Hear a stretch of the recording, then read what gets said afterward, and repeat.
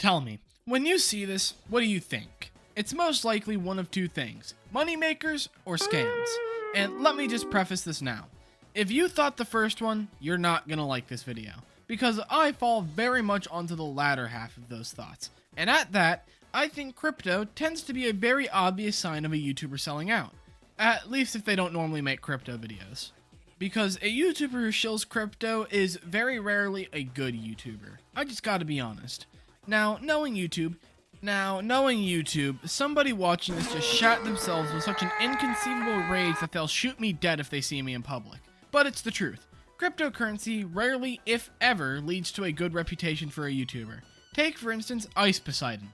Ice Poseidon was once an insanely popular streamer on Twitch, but these days, if you dare mention his name, all anybody will ever think about is this thing called CX coin. Which is weird considering this guy is famous for scamming his fans and being, well, pretty goddamn open about doing it. In order for the investors to make their money back, what we do is we grow the company to a certain point, and then we have other investors come in, and obviously they invest their money as well, hopefully more than $2 million. So it's a Ponzi and then scheme. Obviously when we get more than $2 million invested, the other investors will get their $2 million back. It's not a Ponzi scheme or a pyramid scheme. Okay.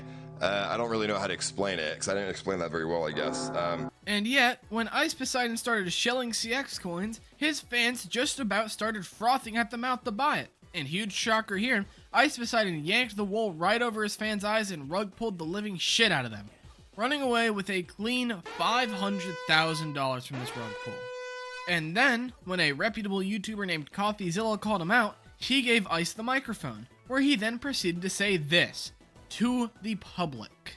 If you want the answer, yeah, I could give the money back. It is within my power, but I'm gonna look out for myself and not do that. I don't know what else to say. That's just the most honest answer. I mean, that is literally just one example. Many YouTubers do this, which makes it easy to ask yourself if all YouTubers are sellouts.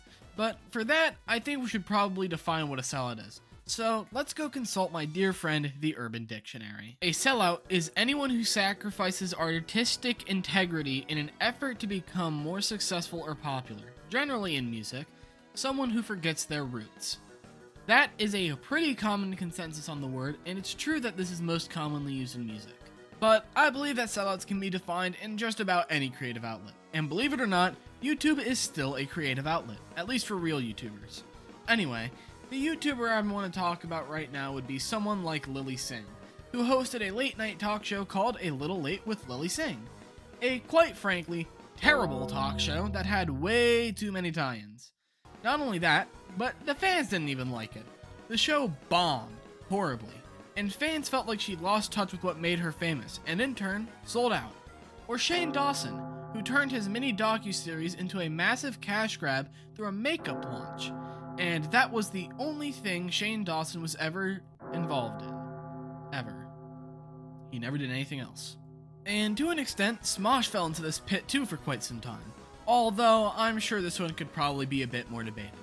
After Smosh got sold to Defy Media, there was a very noticeable downturn in quality, focusing more on scripts that felt really corporatized and brand heavy. It was kinda skit slop, if that makes any sense. It felt a lot less personable, which in my opinion is what made Smosh so good in the first place. Although, this is a rare case of Smosh's reputation actually not tanking entirely from this, as they eventually recovered their channel's rights and went back to making their enjoyable, personalized content. As far as I know, I haven't actually watched any of their newer shit, that could be wrong.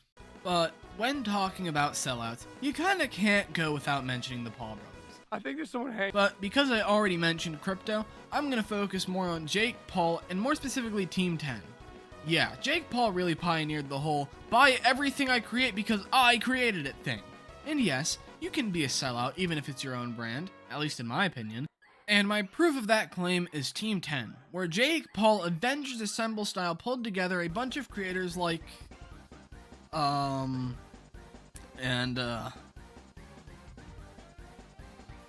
he pulled together creators and they created Team 10, and the Content House at that, where their whole goal was to promote themselves to children, as much as possible. And oh boy did they. There were a lot of people who enjoyed Team 10, mostly 9-year-olds, but people nevertheless. A lot of people still hated them, however. Why? Well, it's because of their nature to shill out a shit ton of merchandise, a lot of shirts, hoodies, probably pants, I didn't check, all with Team 10 slathered on it. I remember the era of Team 10 vividly. But what did they do? Well, either I got hit really hard with a brick and forgot all about it, or Team 10 had zero personality except for being popular YouTubers that you could point at in PogChamp. I'd consider Team 10 a textbook sellout. They disbanded at some point if I remember right, and now their channel is just sitting there rotting like that old poem Ozymandias. Now, you might have seen that and thought, man, that's a really old example. Surely YouTube has changed.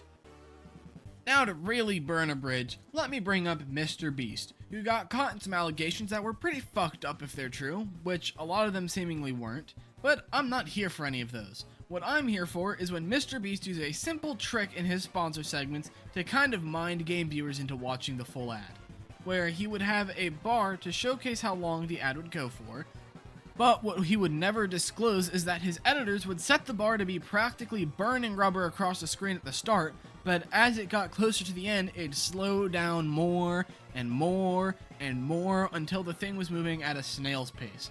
So viewers would come to see the ad, see the bar, and assume it was going to be short, so they just kind of stick it out, but in the end, they'd watch a full minute ad sponsor for something they don't give a rat's ass about. Now let me just say, sponsorships on their own aren't selling out. Shit, I'd take one if I really believed in what they were getting me to promote.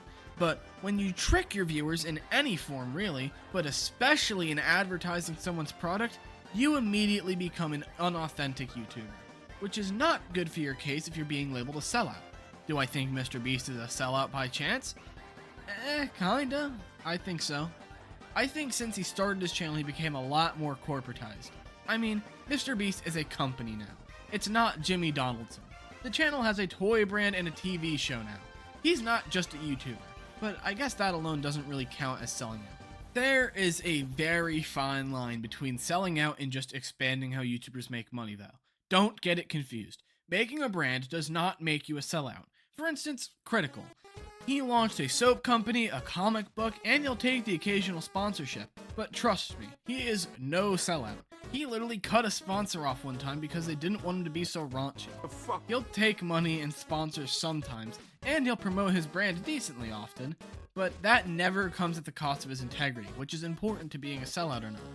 And then there's someone like CoffeeZilla, where his main channel will take absolutely zero sponsors of any kind just to preserve his authenticity as a YouTube journalist. And add on to that, Coffee is actually known for how he exposes YouTube scammers and scam sponsorships. So, because of that, I'm pretty sure he's the literal antithesis of YouTube sellouts. But let me get a little bit more to the point of this video. Despite the title, the truth is that this video was more of an answer to the question I asked myself recently. Are all YouTubers sellouts? Because admittedly, it's a pretty hard thing to ignore these days, especially with things like crypto bros. You wouldn't believe the amount of crypto sponsor scandals I left out just because I mentioned the Ice Poseidon one. And I know you're thinking, how bad could it be? Well, here is a small list of YouTubers caught in these kinds of scandals. Ready? Kevin, Andre Jing, Jaspreet Singh, Graham Stefan, Brian Jung, Financial Education, BitBoy Crypto, Erica Kohlberg, Skip, and who could ever forget Logan Paul? And that's just to name some. I'm sure there are more. But despite that, I believe that if you look in the right place, there are far more YouTubers who wouldn't sell out than there are those who would. And so, in conclusion, sellouts are the worst parts of YouTube aside from pedophiles and Shane Dawson. And, subscribe.